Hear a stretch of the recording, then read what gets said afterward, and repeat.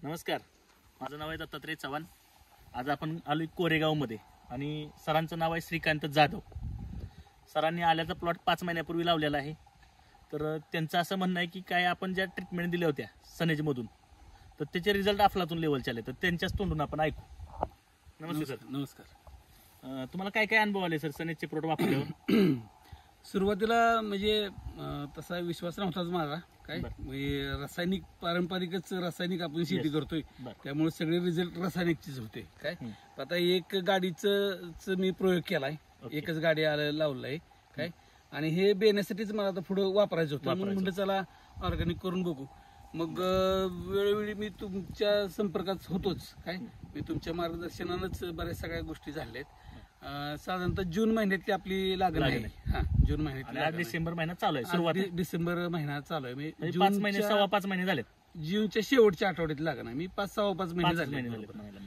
पण तुमचे प्रोडक्ट म्हणजे सनेज कंपनीचे प्रोडक्ट आपण वापरले सुरुवातीपासून ते आतापर्यंत वापरतो। सुरुवातीला आळवणीला तुम्ही सॉइल केअर आणि सनगार्ड, सॉइल केअर सनगार्ड त्याच्यामध्ये सनशील सोडलं होतं। सनशील सोडलं होतं। ओके, सनशील सोडलं, हे 3 प्रोडक्ट्स आळवणी केलं आणि फवारणीमध्ये काय घेतलं होतं? सन मॅजिक होतं, सनबूस्ट आणि सनग्रीन। सनग्रीन असे वापरले होते। फवारणीमध्ये सन स्टिक घेतलं होतं। हा, सन स्टिक घेतलं होतं। आळवणीला पण घेतलं, आळवणीला पण घेतलं होतं आणि नीम ऑइल पण वापरले, नीम स्टिक पण। दर 15 दिवसाला नीम ऑइल घेतलेले, तर ते नीम बुरशी वगैरे लागू नये म्हणून नीम ऑइल वगैरे वापरलंच होतं।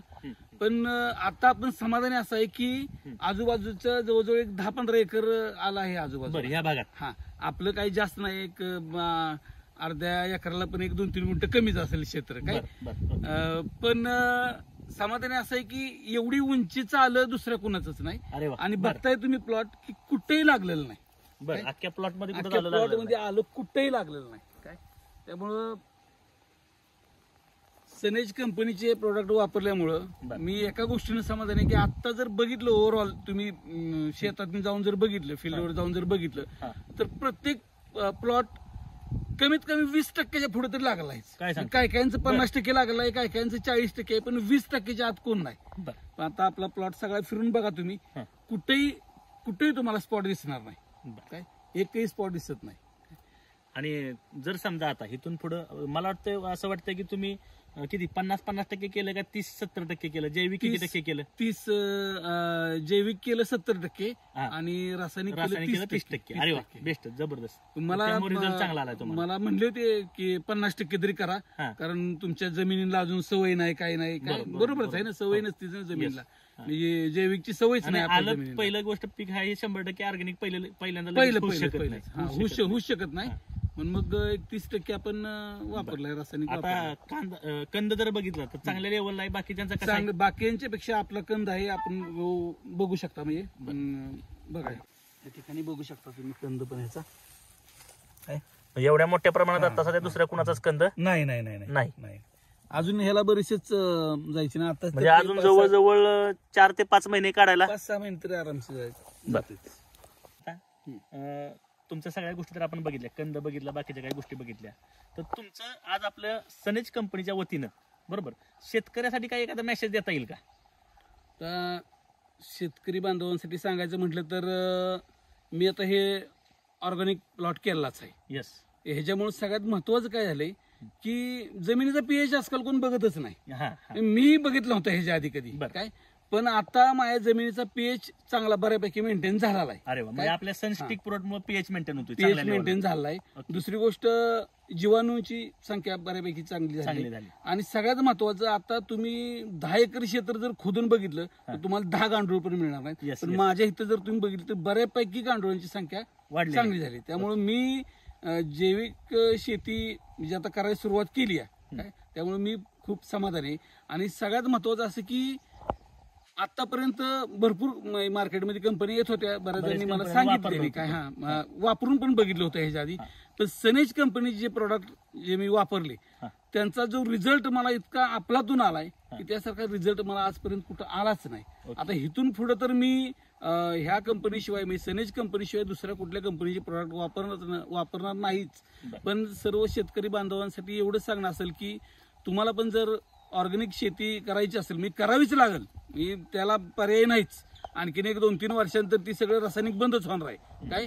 त्यामुळं आपल्याला जर शेती ऑर्गॅनिक करायची असेल तर सनेज कंपनीचे प्रोडक्ट वापरा. त्यासाठी ह्या सरांचं मार्गदर्शन असतंच. काय मी पण तुम्हाला सांगू शकतो काय काय वापरायचं काय काय नाही वापरायचं, पण सनेज कंपनीचेच प्रोडक्ट वापरा.